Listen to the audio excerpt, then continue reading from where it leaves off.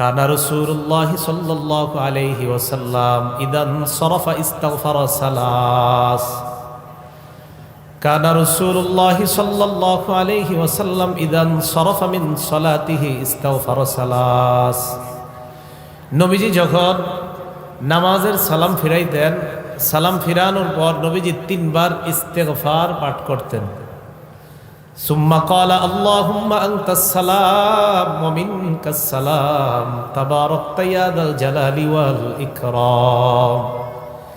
এরপর নবীজি বলতেন আল্লাহুম্মা আনতাস সালাম, হে আল্লাহ আপনি শান্তি, ওয়া মিনকাস সালাম আপনার পক্ষ থেকেই শান্তি, তাবারাকতা ইয়া যাল জালালি ওয়াল ইকরাম হে মহামহিম মহা অনুভব মহানুভবের অধিকারী আল্লাহ আপনি বরকতময়। এই দোয়াটা আমাদের নবীজি ফরজ নামাজের সালাম ফিরানোর পরে করতেন।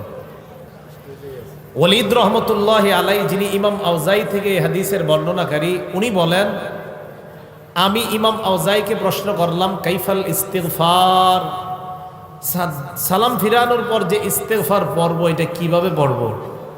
ইমাম আউজাই জবাব দিলেন তাকুলু আস্তাগফিরুল্লাহ আস্তাগফিরুল্লাহ আস্তাগফিরুল্লাহ, 3 বার পড়বা আস্তাগফিরুল্লাহ আস্তাগফিরুল্লাহ আস্তাগফিরুল্লাহ।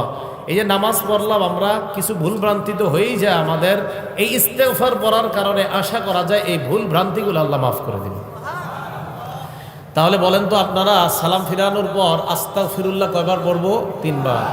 এরপরে আল্লাহুম্মা আনতাস সালাম ওয়া মিনকাস সালাম তাবারাকতা ইয়া যাল জালালি ওয়াল ইকরাম, এতটুকুই, বাড়াবেন না আপনারা।